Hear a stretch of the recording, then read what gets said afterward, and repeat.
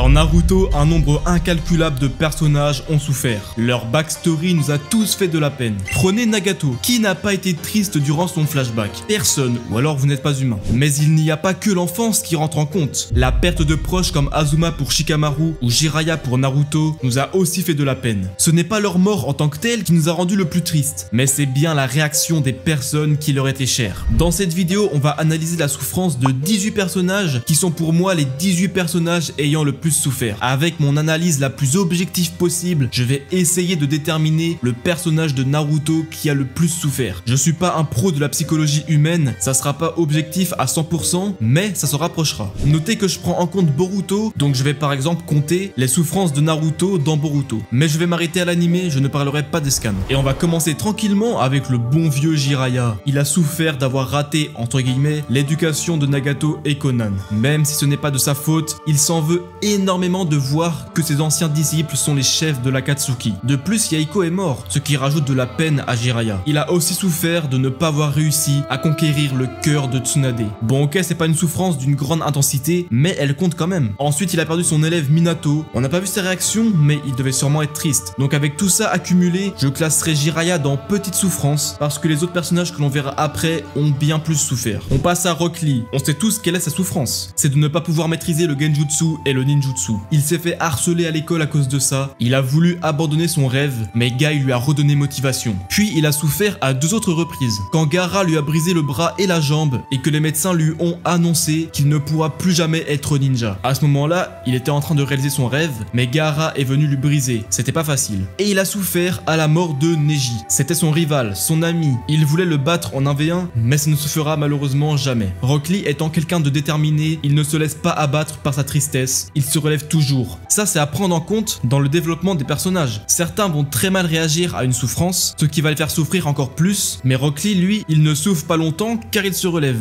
Je le mets juste devant Jiraiya. Ensuite, on va voir les 2 cousins Hyuga ensemble, en commençant par Neji. Il s'est vu apposer un sceau sur son front dès son plus jeune âge. Il a vu son père se faire maîtriser par la branche principale. Rien que là, il avait compris que son destin était figé et qu'il serait obligé de protéger la branche principale. Il a perdu son père qui s'est sacrifié pour le clan. Même si son père l'a fait de son plein gré, Neji ne le savait pas avant de lire la lettre après son combat contre Naruto. S'il avait la haine envers Hinata, c'est parce que c'était elle l'héritière du clan, mais elle était faible. Ça l'a rendu ouf, lui qui était un génie. Hinata, quant à elle, a souffert de sa faiblesse. Eh bien oui, elle était l'héritière du clan, mais son père l'a remplacée par sa petite sœur Hanabi. Elle manquait de confiance en elle, elle était rejetée par son clan. Mais grâce à Naruto, Hinata s'est battue. Elle a enchaîné les entraînements, et on le voit à son combat contre Neji qu'elle ne se laisse pas abattre, contrairement à Neji qui n'essaye pas de changer son destin. C'est d'ailleurs pour ça que Neji a tenté de la tuer. Il ne comprenait pas qu'Hinata essaye de changer son destin, sachant que pour lui, c'est impossible. C'est la mort de son père qui l'a changé au plus profond. Donc je mettrai Neji dans souffrance et Hinata dans petite souffrance, même si en plus Hinata a souffert de la mort de Neji. Tsunade, elle a souffert très longtemps, déjà pour la mort de son petit frère Nawaki, puis pour la mort de son mari Dan, les deux durant la deuxième grande guerre ninja. Elle s'est sentie coupable, car les deux ont hérité de son collier appartenant anciennement à son grand-père Hashirama. Elle a développé une phobie du sang car elle n'a pas pu arrêter l'hémorragie de Dan. Suite à cela, elle quitta le village avec la nièce de Dan, Shizune, cherchant l'oubli dans le jeu d'argent. Jusqu'à ce que Jiraiya et Naruto la trouvent, elle était encore addicte au jeu d'argent et hématophobe. Elle a vraiment souffert très longtemps, de la fin de la deuxième grande guerre ninja jusqu'à ce moment-là. Elle a de plus souffert de la mort de son meilleur ami Jiraiya. Mais elle est restée forte, elle a pas sombré. Je la laisse là parce que les personnages au-dessus d'elle ont encore bien plus souffert. Obito Uchiwa, alors lui vous deviez sans doute penser qu'il serait plus haut, mais non, je vais vous expliquer pourquoi il est que ici. Déjà sa seule souffrance c'est la mort de Rin. Avant ça, il avait sa petite vie tranquille, à la limite il souffrait de son infériorité envers Kakashi, mais c'est tout. Après avoir été écrasé par un rocher, Madara l'a sauvé et manipulé. Il a vu de ses propres yeux la femme qu'il aimait mourir des mains de son meilleur ami. Il se faisait une joie de les retrouver après tout ce temps, mais le choc a été brutal. Sachant que c'est un Uchiwa, ses émotions sont décuplées. Ça c'est Tobirama qui nous l'explique. Cet événement a eu un fort impact sur lui. Il a changé du tout au tout. En apprenant la vérité sur sa mort, que Kiri avait scellé Sambi en elle dans l'espoir qu'il se déchaîne sur Konoha, il a développé une profonde haine du monde ninja. Il a vécu dans la haine jusqu'à sa discussion avec Naruto.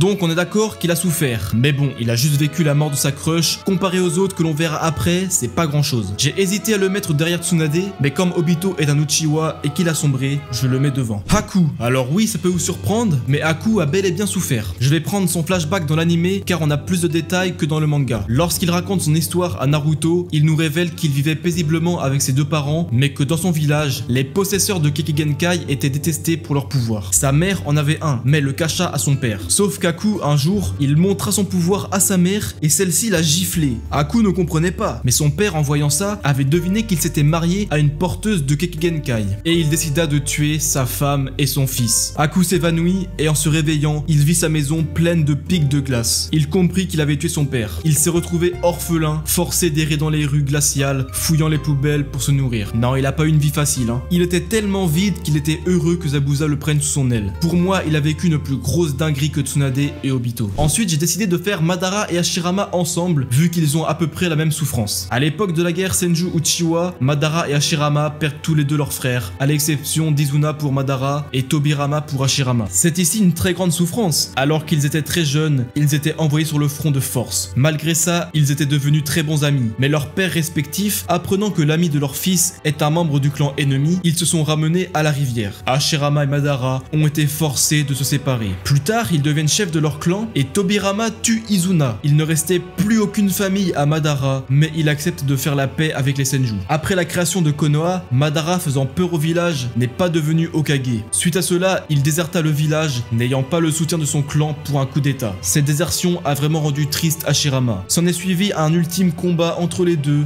dans lequel Hashirama fut contraint de tuer son meilleur ami pour sauver le village. Pour moi, ils ont vraiment bien souffert tous les deux, Madara ayant plus souffert qu'Hashirama étant un Uchiwa et n'ayant plus aucun frère, contrairement à ce dernier. Kabuto Yakushi. Alors lui, vous ne vous souvenez peut-être pas de son histoire, mais elle est bel et bien tragique. Alors qu'il était tout petit, ses parents se sont fait tuer durant une guerre. Il ne s'en souvient plus, car étant blessé à la tête, il a perdu la mémoire. Il était perdu, ne savait même plus qui il était. C'est alors qu'il fut soigné par Nono Yakushi, qui l'emmena à l'orphelinat de Konoha. Il considérait Nono comme sa mère et s'entendait bien avec les autres orphelins. Mais un jour, Danzo arriva et demanda à Nono, espionne pour la racine, d'aller au pays de la terre pour récolter des informations. Mais en plus, il lui ordonne de leur donner un enfant pour remplacer un de ses hommes décédés. Kabuto, ayant entendu la discussion, s'est dévoué pour devenir ninja. Il était devenu un très grand espion, mais au bout de 5 ans, lors d'une mission, il fut attaqué par une femme et la tua. C'était en réalité Nino, celle qu'il considérait comme sa mère. Il ne comprenait pas pourquoi sa mère ne l'avait pas reconnu. Il était déboussolé, mais Orochimaru lui révèle que la racine avait programmé depuis le début le fait que Nino attaque Kabuto. Je vais pas rentrer dans les détails car je le ferai dans une prochaine vidéo sur Danzo. Mais retenez juste que la racine a envoyé des photos de Kabuto à Nono pour lui prouver qu'il était encore en vie. Mais au fur et à mesure des années, ils ont commencé à envoyer des sosies de moins en moins ressemblants, ce qui fait que Nono a oublié le vrai visage de Kabuto. Apprenant ça, Kabuto devient fou. Il apprend que sa mère a été manipulée par la racine et attaque Orochimaru. Il perd une nouvelle fois son identité, mais la retrouva en devenant le bras droit d'Orochimaru. Mais ce n'est pas la seule fois où Kabuto a souffert, car lorsque Sasuke a tué Orochimaru, Kabuto a encore une fois perdu son identité. Il ne savait plus quoi faire. Je trouve que l'histoire de Kabuto est vraiment atroce et elle mérite sa position, car perdre son identité, c'est beaucoup plus douloureux sur le long terme que perdre un membre de sa famille comme Madara et Hashirama. On passe aux personnages qui ont vraiment souffert de fou avec Gaara. Dès sa naissance, Shokaku fut scellé en lui sur ordre de son père, le 4e Kazekage. Sa mère est morte à l'accouchement, son père, voulant faire de Gaara une arme militaire, l'entraîna au combat, mais il fut élevé par Yashamaru, son oncle. C'était un père pour Gaara, qui souffrait de solitude à cause du village qui le rejetait. Il avait très peu de contact avec son frère et sa sœur, et lorsqu'il voulait jouer avec les autres enfants, ceux-ci s'enfuyaient. Mais la scène qui a vraiment détruit Gaara, c'est lorsque Yashamaru a tenté de le tuer. C'était un ordre de son père, le Kazekage. Il s'est senti trahi non seulement par lui, mais aussi par son oncle, qui révèle à Gaara qu'il l'a toujours détesté et haï pour avoir pris la vie de sa sœur, la mère de Gaara. À partir de là, il est vraiment devenu fou. Il faisait des crises, il tuait des gens, bref, il a eu une enfance horrible. Mais ce pourquoi je ne le mets pas plus haut, c'est parce qu'il a toujours eu le soutien de Kankuro et Temari, même s'ils avaient peur de lui. Et aussi parce qu'après sa rencontre avec Naruto, il a changé et est devenu heureux. Kakashi attaqué. Alors lui pareil, vous auriez sans doute pensé qu'il serait au moins dans le top 3, eh bien non, il est même pas top 5. Mais attention, ça ne veut pas dire qu'il a pas souffert, c'est juste que les personnages que l'on verra après ont encore bien plus souffert. Kakashi a vécu plusieurs événements traumatisants. Le premier, le suicide de son père, trop jeune pour comprendre la raison de son acte. Il s'est retrouvé orphelin. Mais il n'était pas perdu, il était attaché à son équipe, mais malheureusement, un premier de ses amis va mourir, Obito, qui s'est sacrifié pour lui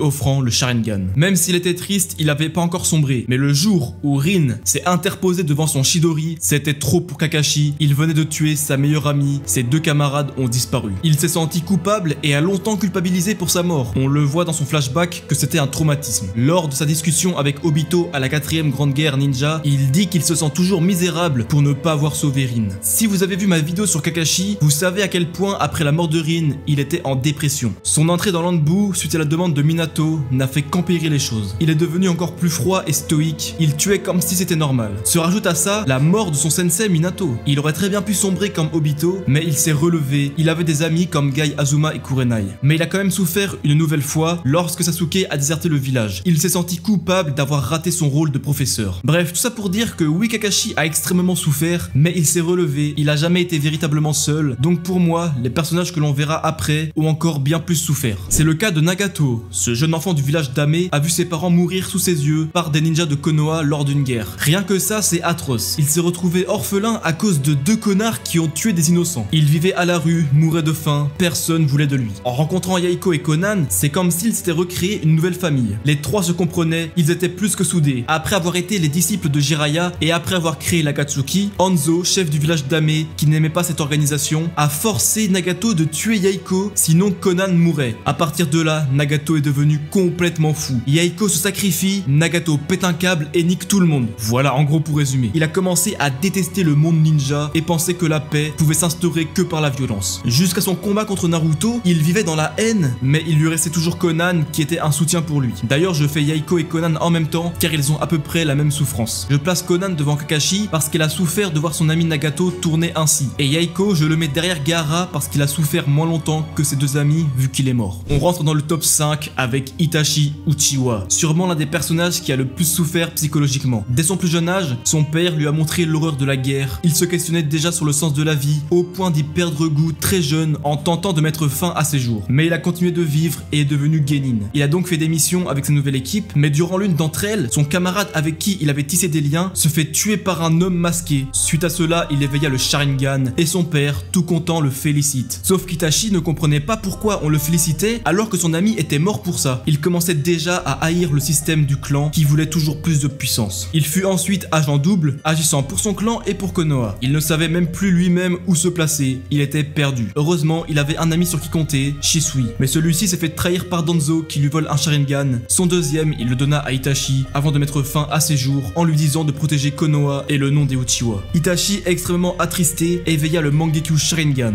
Les soupçons sur la mort de Shisui étaient tournés vers Itachi, mais il ne put révéler la vérité, ne voulant pas mettre de l'huile sur le feu. Il a tout gardé pour lui, mais la haine des Uchiwa envers Konoha montait. Il préparait un coup d'état. Itachi fut missionné d'assassiner tout son clan par les dirigeants de Konoha, ce qu'il fut contraint d'accepter, n'ayant plus aucune solution. Lors d'une seule nuit, il décima l'entièreté de son clan avec Obito. Il tua Izumi, celle qui aurait dû être sa femme, en la plongeant dans un genjutsu où ils vivent heureux et ont des enfants. On voit qu'il l'a tuée à contre-cœur. D'ailleurs, dans l'animé, c'est Obito qui la tue, mais c'est faux, c'est bien Itachi. Après avoir éliminé un grand nombre d'Uchiwa, il rentre dans sa maison, redoutant un combat coriace avec son père, mais celui-ci attendait à genoux sa mort. Itachi a dû tuer ses parents à contre-cœur. La scène était déchirante. Fugaku dit qu'il sera toujours fier de lui et qu'il accepte sa décision. Au-delà d'avoir tué son clan, il a dû faire souffrir son petit frère volontairement pour qu'il le haïsse et qu'il le tue plus tard. C'est chaud de fou de faire ça. Il lui a fait revivre le massacre avec un genjutsu. Non, franchement, jusqu'à sa mort, Itachi a dû faire les choix qui étaient à l'opposé de ce que son cœur lui disait. En top 4, Kawaki. Il a vraiment eu une enfance de merde. C'était littéralement l'esclave de son daron alcoolique. Très jeune, il travaillait tous les jours pour vendre du bois afin d'acheter du saké à son père. Il n'avait aucun répit. S'il ramenait pas d'alcool, il se faisait frapper, enfermer et priver de repas. C'est pire que la prison à ce niveau-là. Malgré tout, il aimait son père car c'était la seule personne qu'il fréquentait. Au village, il n'avait pas le temps de se faire des amis. Un jour, Jigen toqua à la porte. Il proposa au père de Kawaki beaucoup d'argent en échange de son fils. Ce dernier n'a pas hésité une seconde, il a littéralement vendu son fils. Kawaki s'est senti trahi. Il pensait que son père l'aimait un minimum, mais non. Sa souffrance s'arrête pas là. Totalement perdu et déboussolé, il se retrouve dans un laboratoire atroce et subit des expérimentations. Il devait s'entraîner comme un fou, se faisait frapper, bref, c'était l'horreur. Jigen faisait tout pour que Kawaki devienne une coquille vide, car il voulait le réceptacle parfait pour poser son kama. Après avoir vécu tout ça, on comprend pourquoi il aime tant Naruto. C'est le premier être humain qu'il a vraiment aimé. Il est prêt à tout pour ne pas le perdre, au point même de tuer celui qu'il considérait comme son frère, Boruto. On arrive dans le top 3 avec Karin Uzumaki. Et oui, je dois sûrement en surprendre plus d'un, mais elle a vraiment eu une enfance difficile. Alors son histoire n'est pas dans le manga, mais j'ai décidé de prendre quand même ce que nous raconte l'anime. animé. Dès son plus jeune âge, elle a immigré avec sa mère au village de Kusa. Elle devait sûrement habiter à Uzushio avant sa destruction. Sa mère était forcée d'utiliser son pouvoir pour soigner les blessés. C'était le prix à payer pour habiter à Kusa. Mais à force de se faire mordre encore et encore, elle perdit la vie. Karine était horrifiée par le traitement que sa mère a subi, mais les ninjas de Kusa en ont rien à faire. Ils décident de la prendre pour remplacer sa mère. Alors qu'elle était enfant, elle devait se faire mordre pour soigner les blessés. Elle n'avait pas de répit. Elle était littéralement utilisée comme un objet. Elle était victime de xénophobie, on la traitait comme une étrangère. Elle a été envoyée à l'examen de Chunin pour servir de médicament à ses deux autres coéquipiers. Kusa voulait que leur ninja gagne l'examen, mais ils sont revenus en vain. Le supérieur de Karine lui a ordonné pour se racheter d'aller au front de la guerre soigner les blessés sur place. Est-ce que vous avez vu la tonne de blessés qu'il y avait? Et elle a dû se faire mordre un par un à la chaîne. C'est horrible. Surtout que c'est dangereux car ça puise énormément dans le chakra de Karine. Mais un jour, alors qu'elle se faisait victime, Orochimaru la sauva de cette vie et l'emmena avec lui. Il utilisa quand même son pouvoir, mais beaucoup moins que si elle était restée à Kusa. Et quand Karine devint responsable d'un repère, son calvaire prit fin. Bon, même si ce n'est pas canon, l'histoire de Karine apporte du lore à l'histoire et ne crée pas d'incohérence. Donc je la compte pour la vidéo. Ça fait qu'elle mérite amplement sa 3ème place, sans oublier qu'elle a aussi souffert quand Sasuke l'a trahi en la transperçant avec Danzo. En top 2, j'ai choisi Naruto Uzumaki. Le protagoniste de l'œuvre a souffert à énormément de reprises. Déjà durant son enfance, étant orphelin dès la naissance, il ne sait même pas ce que ça fait d'avoir des parents. Il était rejeté par tout le village sans savoir pourquoi, car il savait pas qu'il avait Kyuubi en lui. À l'académie c'était pareil, personne voulait jouer avec lui, c'était le raté de la classe, il avait aucun talent. À la suite de son histoire, il devient ami pour la première fois avec quelqu'un, Sasuke Uchiwa. Leur relation s'est développée au fur et à mesure des missions avec l'équipe 7, mais lorsque celui-ci a déserté le village, Naruto ne comprenait pas. Il voulait pas perdre son premier et meilleur ami. Alors il est parti à ses recherches et dut l'affronter, mais en vain. Naruto a perdu le combat, Sasuke est parti pour de bon. Il a souffert du départ de Sasuke tout le long de l'histoire. Il n'a pas arrêté de partir à sa recherche. Mais ce n'est pas la seule souffrance de Naruto. La mort de son sensei l'a énormément attristé. C'était son mentor, son guide. On a tous ressenti la peine de Naruto à ce moment-là. Mais il a relevé la tête grâce à Shikamaru et Iruka. On avance dans l'histoire et on se retrouve à une deuxième mort qui a profondément impacté Naruto, celle de Neji. Eh bien oui, c'était pas son meilleur ami, mais ça en restait un. Il avait dit à Obito qu'il ne laisserait personne mourir, mais il voit Neji perdre la vie sous ses yeux. Obito lui demande de répéter ces mots, il se retourne et voit le sol couvert de cadavres. À ce moment-là, Naruto était sur le point d'abandonner, mais Hinata lui redonna du courage. Au final, il sauva le monde, son meilleur ami, et il devient Hokage. Tout est bien qui finit bien. Et bah oui et non, car dans Boruto, il va lui arriver deux choses. La première, c'est la mort de Kurama. Depuis sa naissance, il l'abrite en lui. Ils ont littéralement tout partagé à deux, même la conception de ses enfants. Perdre Kurama, c'est perdre une partie de lui, au-delà de perdre sa puissance. Et la deuxième mort qui va presque achever Naruto, c'est celle de son fils Boruto. Naruto avait accueilli chez lui Kawaki, un jeune garçon qu'il considérait comme son fils. Mais Kawaki, son objectif était de tuer tous les Otsutsuki pour protéger Naruto. Mais comme il n'y avait aucune solution pour se débarrasser de Momoshiki, il tua Boruto, même si les deux s'étaient mis d'accord. Naruto a vu son fils adoptif tuer son autre fils. Il n'en revenait pas. Il voulait pas croire qu'il avait adopté un garçon qui a tué son fils. Bon ok, Boruto s'est ressuscité, mais le choc que Naruto a subi, c'est quand même une dinguerie. J'aurais aussi pu parler de Gaara qui était mort, mais ressuscité par Shio, et Kakashi contre Pain. Ça aussi c'est deux morts qui ont impacté Naruto. Je pense qu'avec un tel dossier de souffrance, le choix de mettre Naruto en top 2 n'est pas mauvais. Même si Naruto n'a jamais sombré, il a quand même pas mal souffert. Et enfin, en top 1, le personnage qui a le plus souffert dans Naruto et Boruto, Sasuke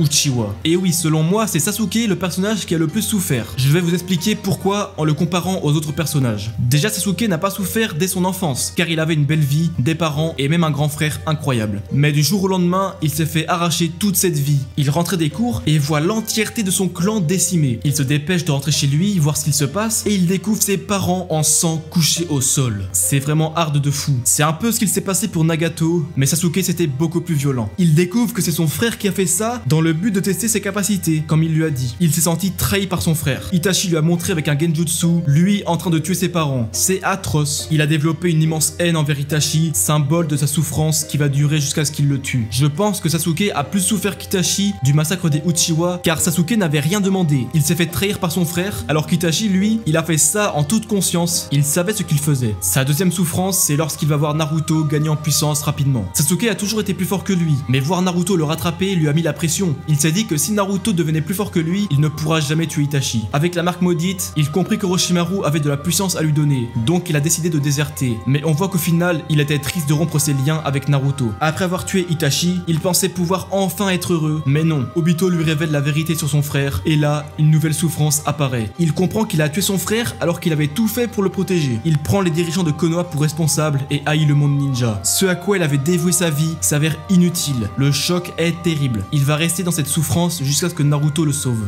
Sasuke avait environ 7 ans au massacre des Uchiwa et à la fin de Shippuden, il avait 17 ans. Il a donc passé 10 ans dans la souffrance. C'est moins que des personnages comme Nagato ou même Naruto, mais l'intensité des souffrances qu'il a vécues sont bien plus grandes. C'est difficile de comparer sa souffrance avec Karin, mais je pense que les deux chocs de Sasuke sont bien plus violents que l'enfance de Karin, qui elle n'a pas subi de trahison et n'a pas fait quelque chose de regrettable. Même argument pour Kawaki, même si lui il s'est fait trahir par son père, mais encore c'est moins violent qu'Itachi avec Sasuke. De plus, faut pas oublier que Sasuke est un Uchiwa, donc il ressent les émotions de manière plus intensive que les autres. Dites-moi si vous êtes d'accord avec mon classement en commentaire, n'hésitez pas à faire votre top 5 et rejoindre mon serveur Discord pour débattre avec la commu. On débat tous les jours, on accepte vos avis frauduleux. Bon, sauf Sigma, lui il pense que Kisame et Sakura sont plus forts qu'Itachi, c'est un fou. Bref, venez, le lien est en description.